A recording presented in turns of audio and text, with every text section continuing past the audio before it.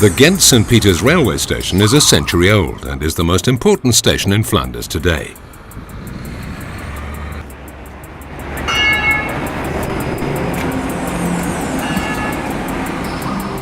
Every weekday, some 50,000 passengers get on a train here.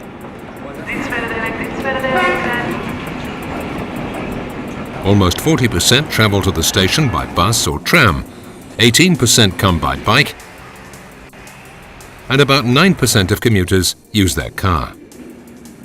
The number of passengers will certainly increase in the near future. The need to bring the station and its surroundings in step with 21st century requirements is therefore obvious.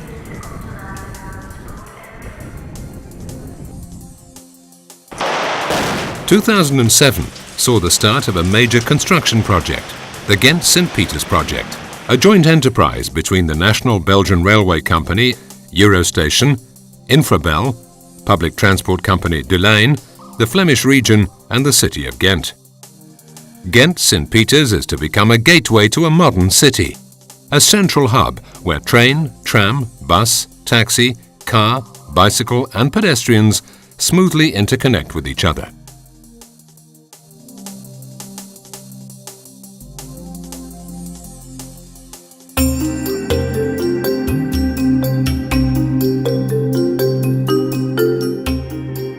What changes will the train station go through? Drastic changes. However, many features will remain intact. The original entrance building is a listed monument. The ceiling and wall paintings have been restored and the entrance has been fitted with a new canopy.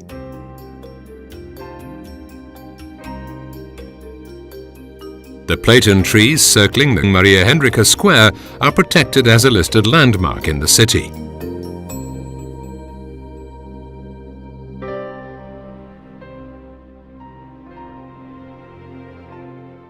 The rest of the station and its area will be thoroughly modernized. The number of switches will be optimized and reduced. A third and fourth track between Ghent and Bruges and a new railway flyover were built, making it safer and faster for trains to enter and leave the station. Demolishing and constructing has to be achieved with the station running at full capacity. The earthen railway bank has been excavated. Flyovers on steel columns support the new tracks and platforms.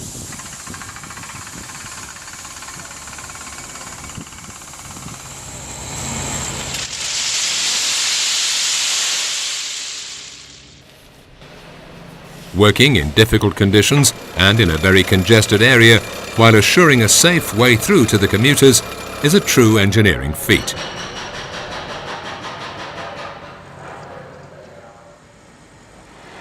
Platform 12 is the first new track to be recommissioned. Once Platform 11 is ready as well, the final stairs, escalators and lifts will be fitted.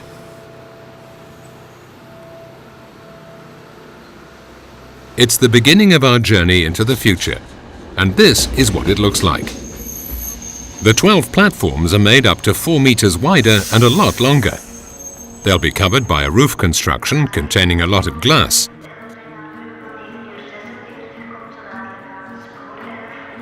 Sunlight will shine down into the new open hall underneath, as the railway platforms contain almost transparent floor elements.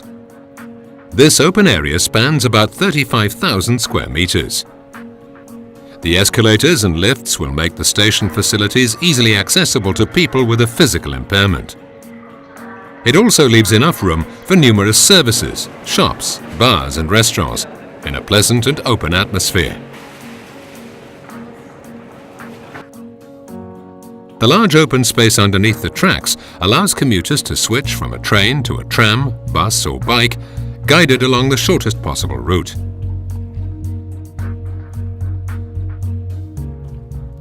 The Saint-Denis Avenue gets a fully fledged station entry, featuring plenty of glass with a length totaling 300 meters. A second station square will be built here as well, the Princess Mathilde Square.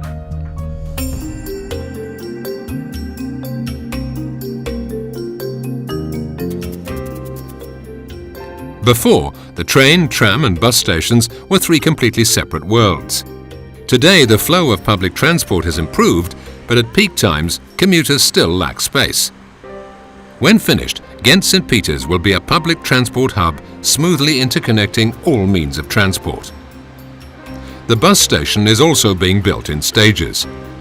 Half the station is already in full use, with clearly indicated platforms and screens featuring real-time travel information.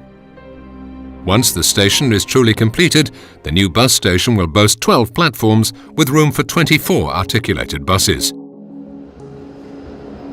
To keep Tramline 1 running during the major works, first a tram tunnel was dug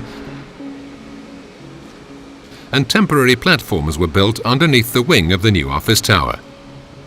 Only once the entire station area has literally found its footing can the final new tram station be built, diagonally underneath the train tracks, featuring 12 stops along 4 parallel tracks.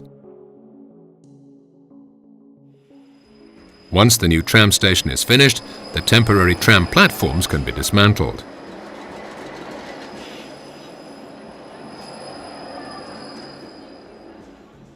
The photo wall, made by artist Beat Ströli, is the western limit of the new station complex.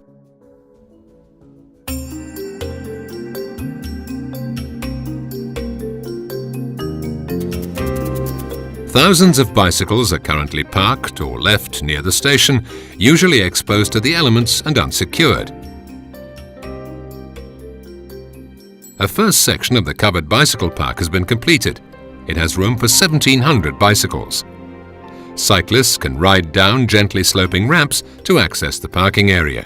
Once the new complex is finished, 2 separate spacious underground garages will securely hold 10,000 bikes. With the parking area being accessible from 5 different entrances, cyclists can leave their bike just a short distance from the railway platforms. Here again, daylight and the pleasant atmosphere are brought down into the basement level. This is achieved in part by a sloping garden on the Queen Maria Hendrika Square.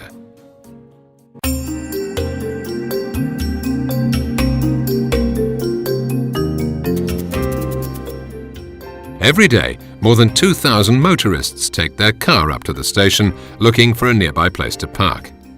They are mostly commuters, but in the near future they'll also include employees and visitors to the new offices, shops and residential units. Today, they can park their vehicle in the underground car park with a capacity of about 2,700 cars. Access from the car park to the railway station has been made swifter and easier, as you can now walk underground all the way.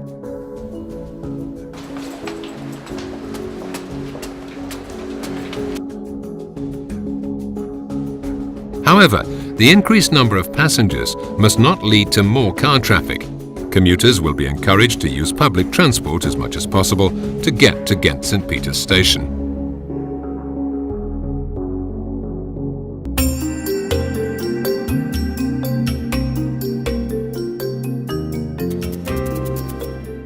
It's important for the neighbourhood's development that the area is easily accessible by car. Consequently, a new road was built connecting the station to the R4 Ghent Ring Road. The Timicek tunnel takes you underneath the tracks and into the car park, and at a later stage also to the surrounding neighbourhood. The connecting road should not become a new corridor into the heart of the city. Through traffic will be discouraged. The surrounding streets usually have residents parking only, and parking restrictions apply. To compensate for the construction of this new road, the Overmeer's green area has been redeveloped and opened up to the public. This is an area of about 70,000 square meters, part of which is set up as an educational nature reserve. Hello, Mommy.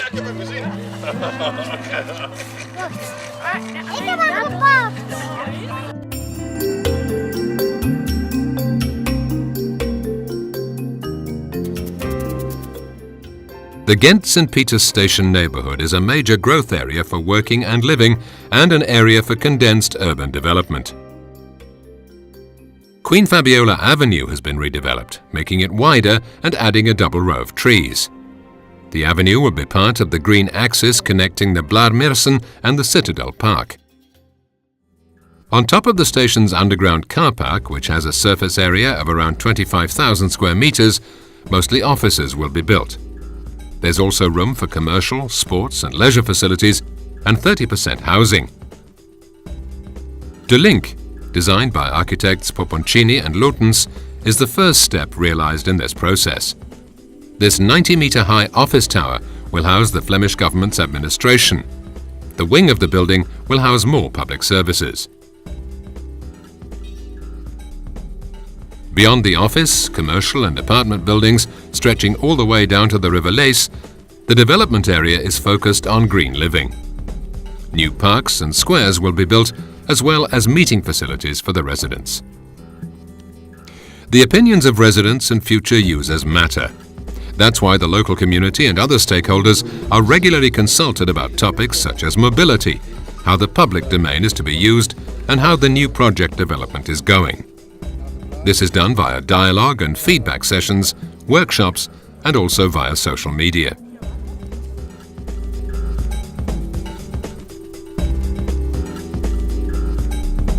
The entire project has a huge impact on the surroundings. During these sweeping redevelopment works, the station has to remain fully accessible.